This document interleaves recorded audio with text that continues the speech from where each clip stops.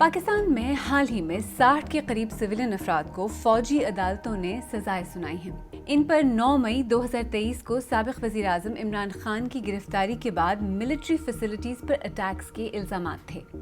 इससे पहले 25 दीगर अफराद को भी इसी सिलसिले में मिलिट्री कोर्ट्स में सजाएं सुनाई गई थी। फौजी अदालतों से सुनाई गई इन सजाओं पर पाकिस्तान के अंदर और बाहर सियासी और इंसानी हुकूक की तंजीमों की जानिब से तनकीद की जा रही है। मसला ये नहीं है कि मिलिट्री कोर्ट्स फैसले सुनाते हैं, मसला ये है कि मिलिट्री कोर्ट्स में सिविलियंस के भी केस सुने जाते हैं और सिविलियंस को भी सजाएं सुनाई जाती हैं। इस हफ्ते के सैरबीन में इस बारे में 2-3 ब्रॉड पहलुओं को समझने की कोशिश करेंगे।